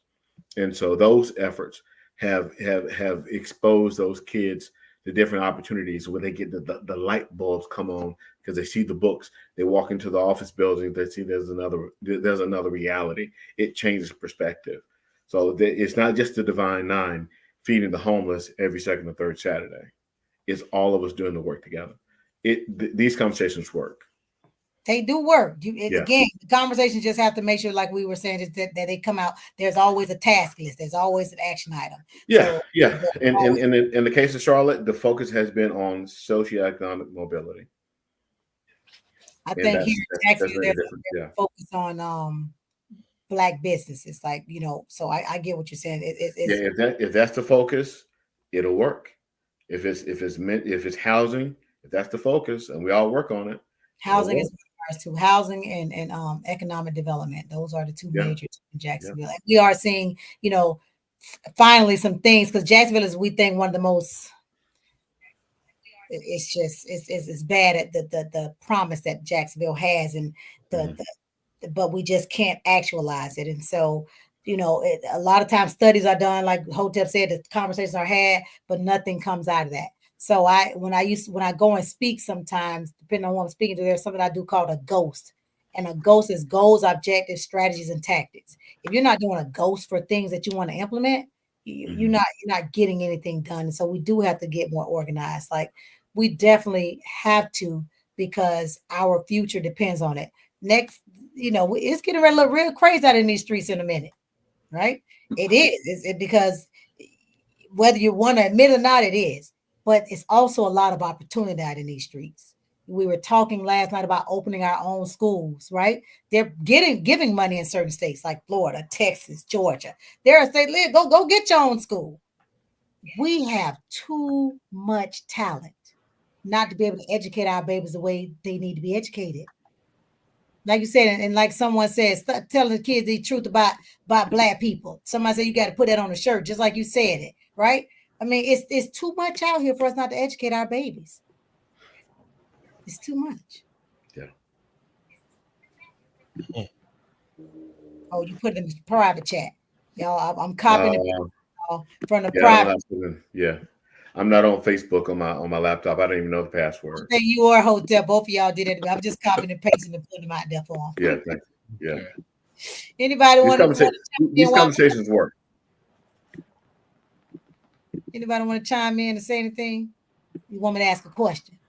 Oh, all of y'all didn't answer. I think the only person that answered was Keen about the collective work and responsibility. What's going on in your area? What are you seeing?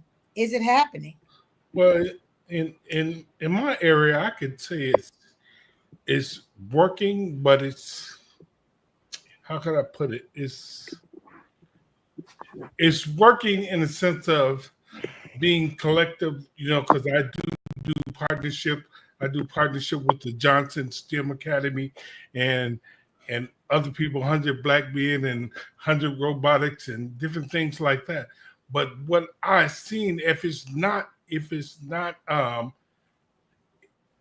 guess for a lack of a better term, if it doesn't have a Black face on it, so to speak, if it's not a Black organization, for some odd reason, the people who look like me are not gravitating to what I teach.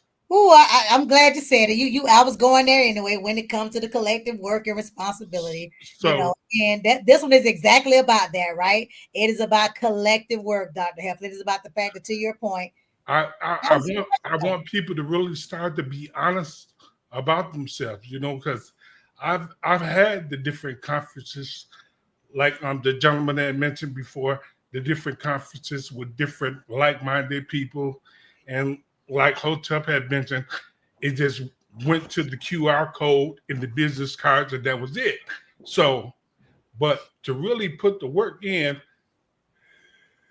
I want, just to let you guys know what my purpose is. I want every kid that look like me to know about what I'm doing. At least know about it. Know about it exists. Because I don't care what people say. I don't care what it ain't going away. That's what you're saying.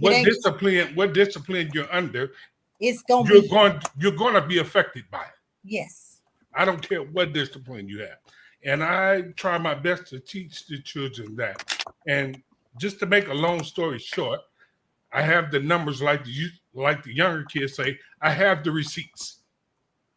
For the last 3 years, I have taught over 3,000 students how to do what I do. How to do, and what do you do? I teach Python, I teach Java, I teach Coding. C++, Okay. coding, and robotics. Do you just teach it to children? I teach it from 9 to whoever wants to learn.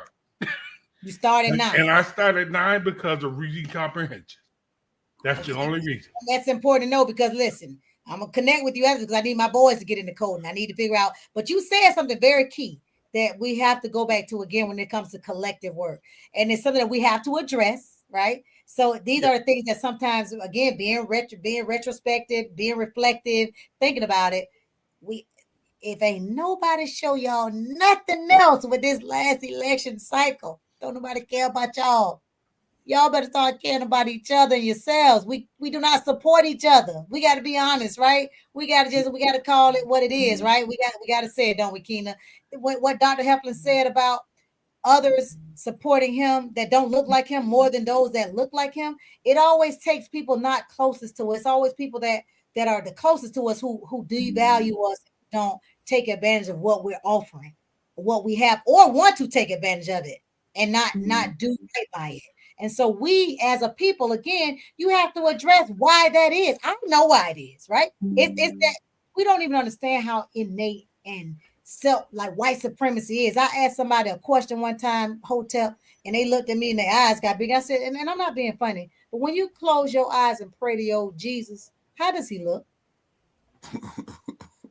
How does he look? And I'm not being funny. I'm really like, that was a sincere question for me, right? Because if the person who you honored most in your life, when you close your eyes, don't look like you, that's an innate self-hatred. That's you're telling me right there who is most important to you. And you know, Doc, that's the beginning of it all. People don't like to talk enough about that. People like to act like it doesn't matter. You said it so articulately. Black people are the only people who pray to a God that does not look like them and will excuse it or make, reasons why that is. We the only people. It's the foundational difference before we talk about slavery or any other aspect of our lives. When we pray to our Creator, if our Creator looks like a white person, then deep-seated in your heart and your conscience, subconsciously, you believe that those people that look like your Creator are in somehow ways superior to you. Yes. And that's it right there. And I'm glad you brought it up, because I don't like to be the bad guy to have to, crush people's dreams and hopes and families and all. I don't like to do that, but you're speaking on it. And when we talk about that and get to that right there, maybe, because you spoke about something else, and this is an expression that we use. It says that familiarity breeds contempt. You see, and that's really that's really where a lot of this comes from. We're so familiar with each other, it breeds a contempt amongst ourselves. And so that being said, I find that we as people we do, collective work, but it's not responsible. You know what I'm saying? But it's collective when it comes to posturing, when it comes to the dance and show up in the nice looking clothes and, hey, we come out and we look good. You understand? Man, like my brother told me, he said, hotel, we looking good, but we not doing good. And so we love the opportunity to collectively come together and spend big money to posture. You understand? But again, that's the reason why I will always, and I hate doing it, but there's enough of us, right, that are about the work. It doesn't require all of us. Like I'm not here hoping for the great unity, the singularity of Black people. That's never going to happen.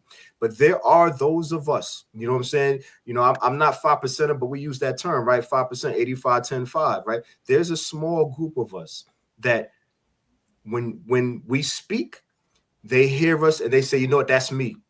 And that's why I will always say, look, if you're about the work, your brother is here.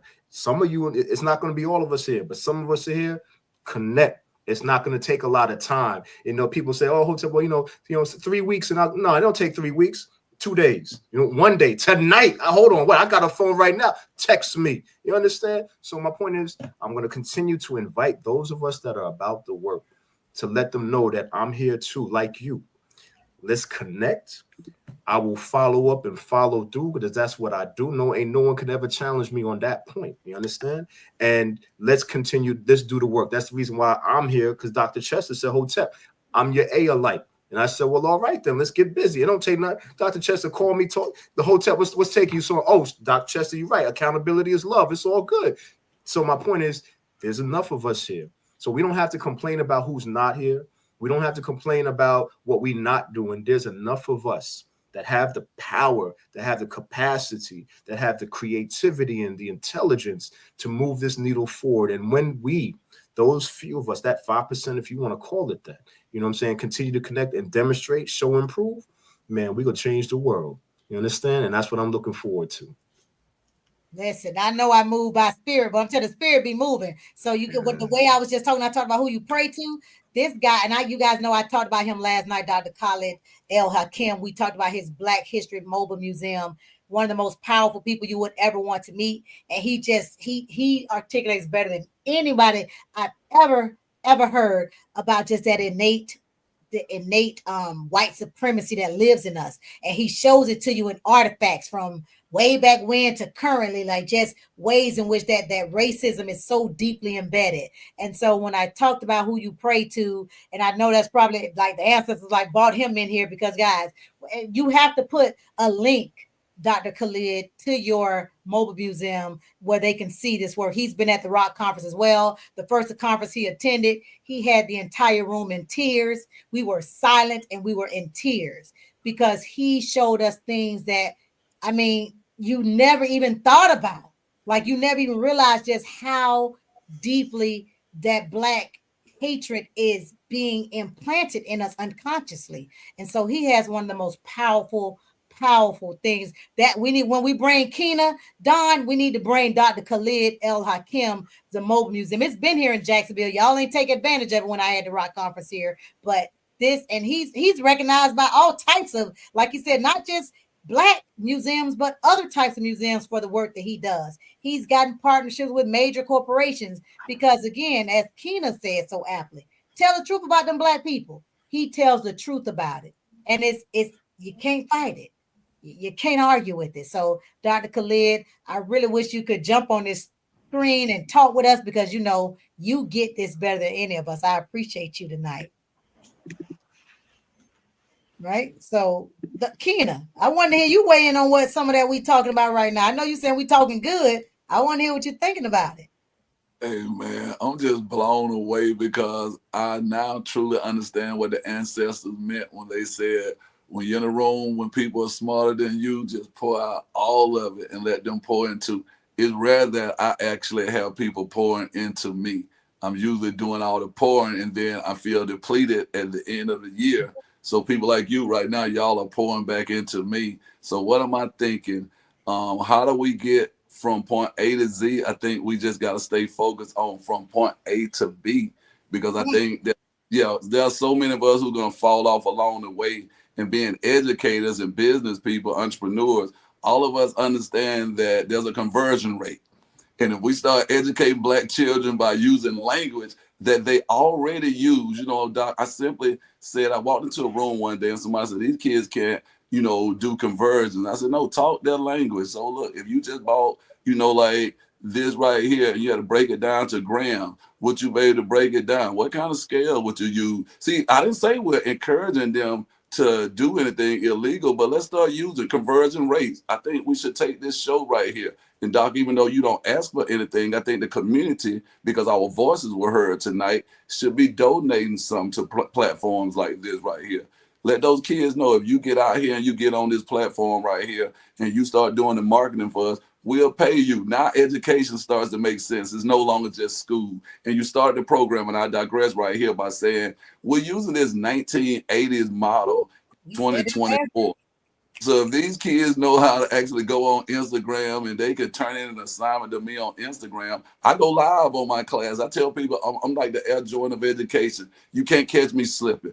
come live, let me go live, let people see what your children are doing, let you see what I'm doing. If you are a stakeholder in the community and we're talking about Ujima, come up to the classroom any given day. You can be my honored guest. I don't have all the answers. Let's bring Big Mama, who didn't even get past 3rd grade, who couldn't read, but she could read a room, and she could help even the lawyers in a little small town like where I'm from do their job because she understands how to read the room. So Doc, thank you, man. I don't have a whole lot to say other than thank you to all the gentlemen who are on here.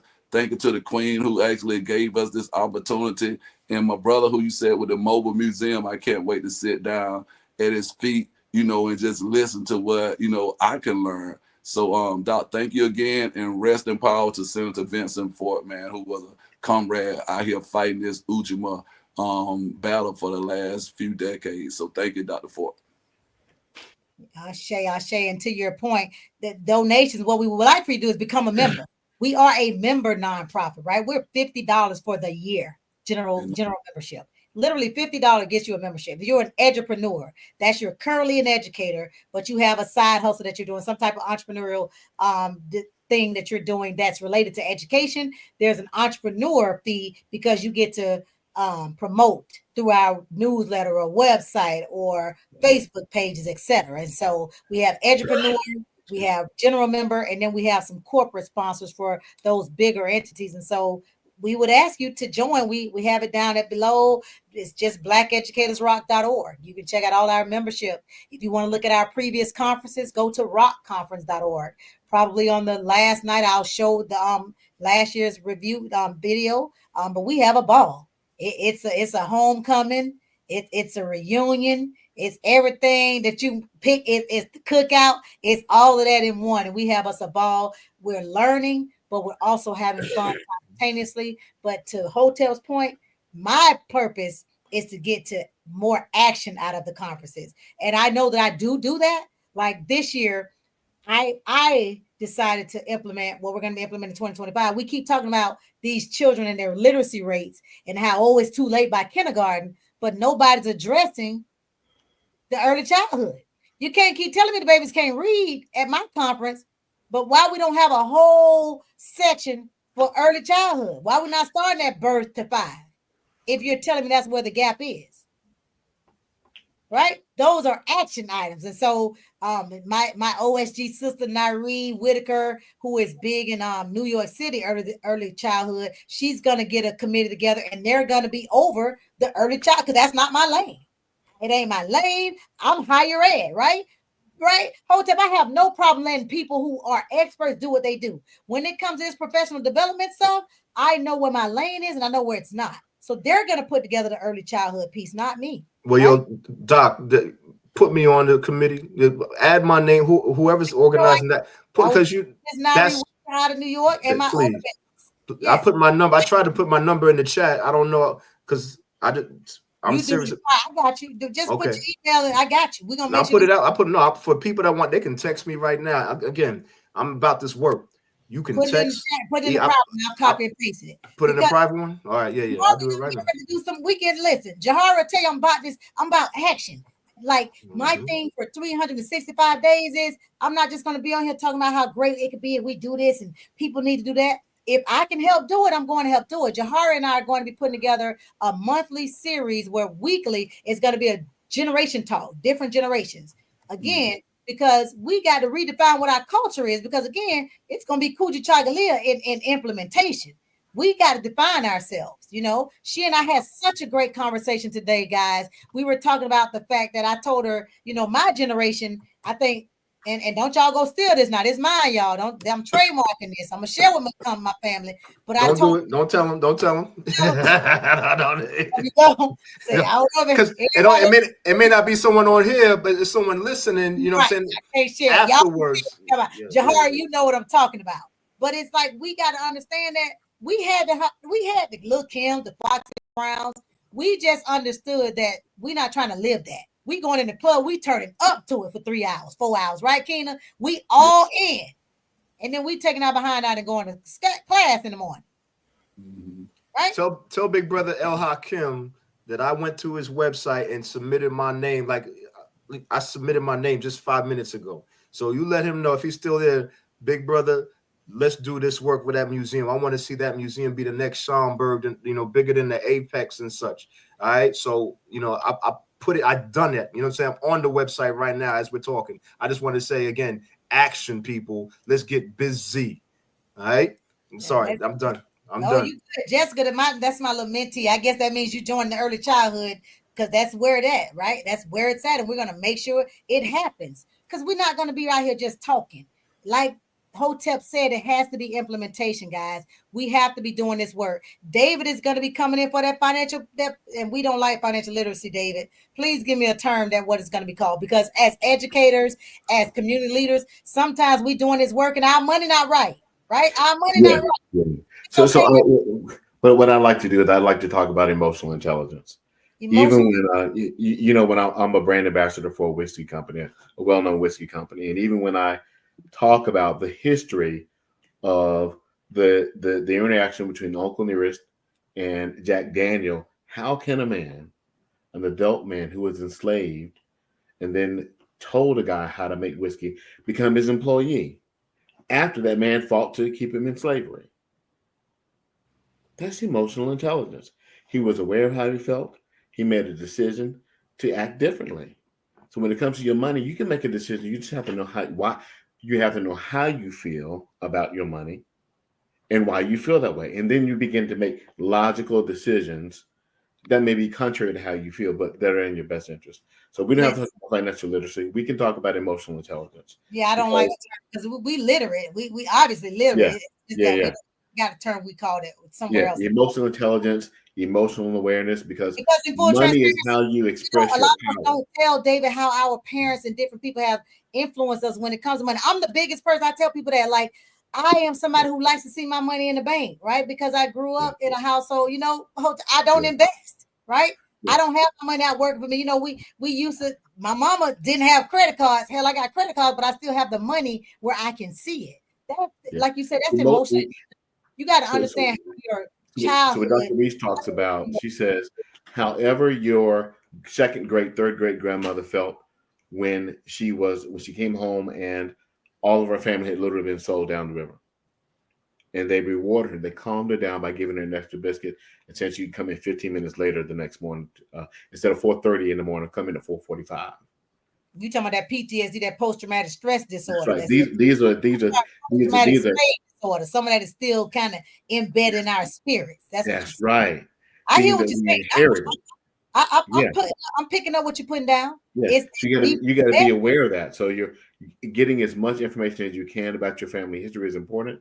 However far back you can go, understand who they are, what you've inherited, and then combine that with your own emotional trauma. You get an idea of who you are and why you express your power on the earth the way you do with money. Yes. And then we can start making some changes, because I can give you a plan. Right. But you got to understand, I got you. So again, we have an advocacy and empowerment arm. That's where things like this come into place. I like the economic empowerment, right? Those types of things, because we do self-care, like the Marcus Cade Jr., who was on yesterday. That because our areas of focus are professional knowledge, instructional strategies and practices, and advocacy and empowerment. Enough people don't deal with that affective domain and that domain of advocacy and empowerment. So that's something that we try to do at Black Educators Rock and Rock Conference. Guys, listen, we've been going. It doesn't even feel like it, but we've been about an hour and 45 minutes, almost at an hour and 45 minutes. So I want to give you guys an opportunity we didn't get to talk about responsibility, but I think we were kind of talking about it, right? We were saying take responsibility for some of that stuff, social media, what you feed yourself, what you're saying to people, who you spend your money with, who you believe in, who you support, where's your action. That's all responsibility. That's that piece of collective work. And so want to give you guys last parting words before we get out of here and let the good people have the rest of their night and get ready for day 4, which is tomorrow. And Principal Kafele will be back again. Happy birthday to his queen, 90 years young tonight. I hope to look like her when I get 90 and still be as alert as she is, and blessings to her tonight. And so Principal Kafele will be back with me tomorrow night with our guests. And so again, parting words. I'm going to start with you, Dr. Heflin. Parting words, last words that you would like to leave us with. Well, what I want to say is you had mentioned about the age range, and I'm putting this out to your audience because this is my perception of what's going on. I want you guys to stop putting an age range on what I do.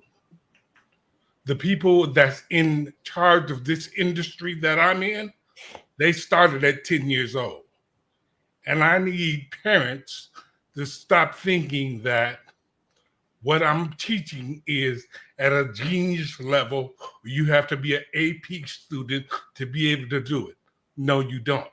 The only thing you have to do is know how to read. That was the prerequisite I told you in the beginning. That's the only thing you need to know how to do. And I'm going to break it down. I'm going to break it down to its, I guess you could say, to the bottom level. Because the way I was trained at Jackson State University. Hey, Dr. Huff, listen. You ain't got to sell us. See, you still in the set. No. I want you to your last words, right? We already told you your village is going to respond, right? We already know. You told me 9 years old, so we know it's out of early childhood. It starts at 9 years old. I don't know if you heard me when I said I'm Black Educators Rock. I have people all across the country. I have OSG. We're gonna have the children.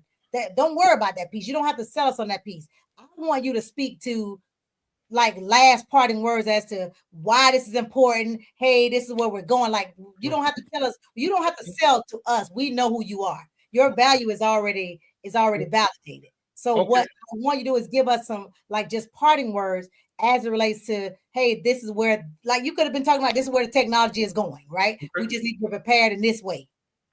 Okay, you guys. I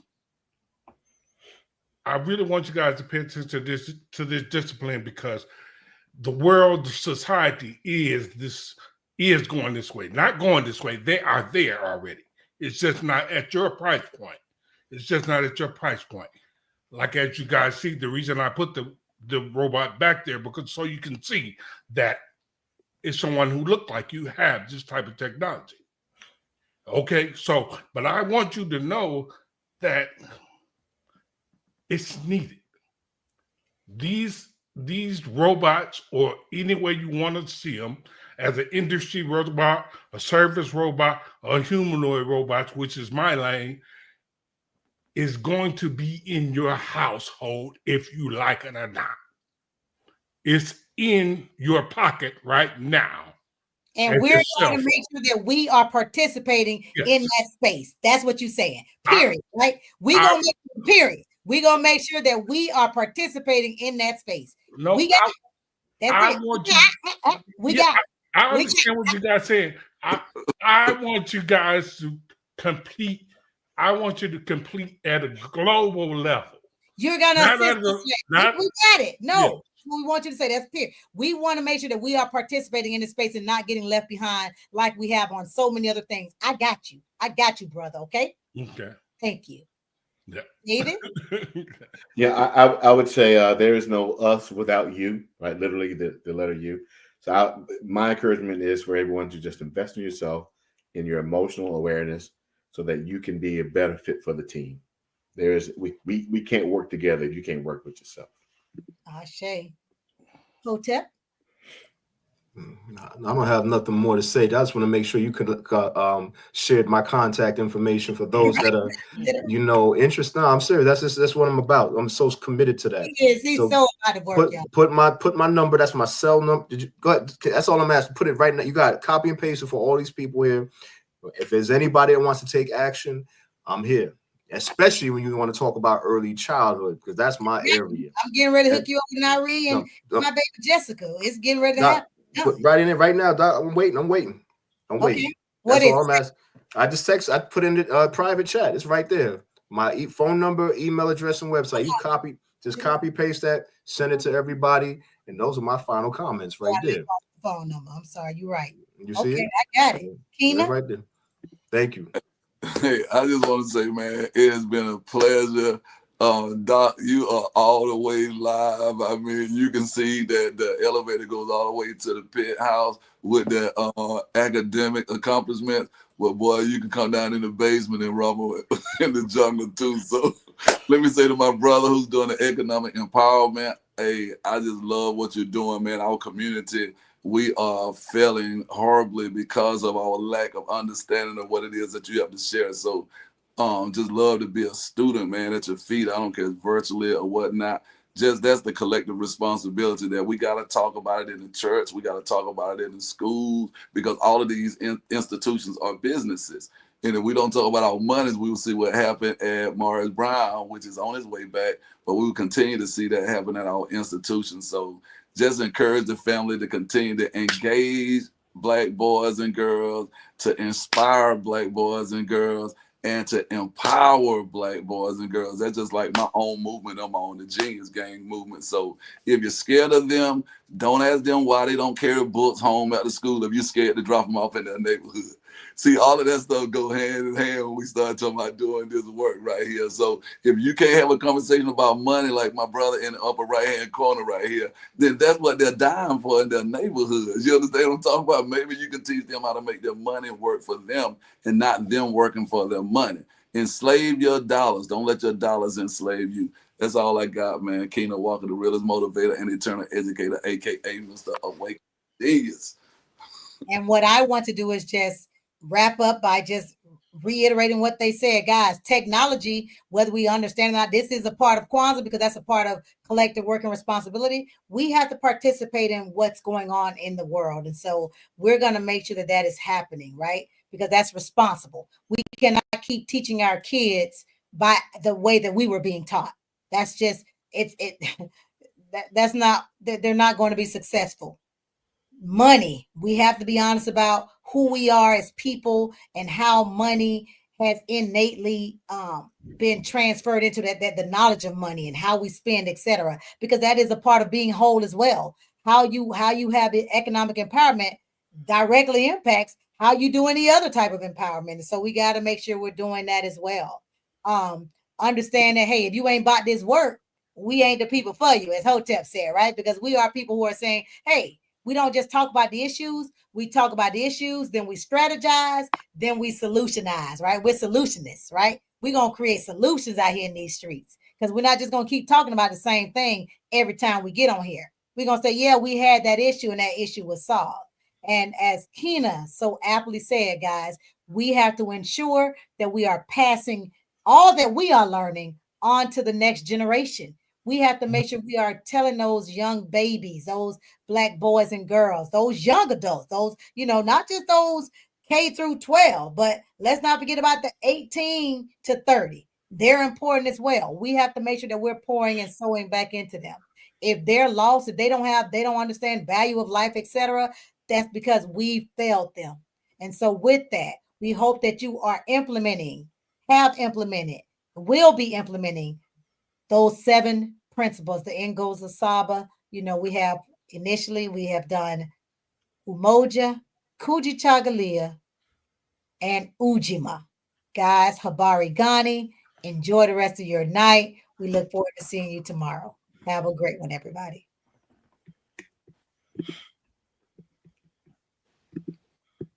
And we're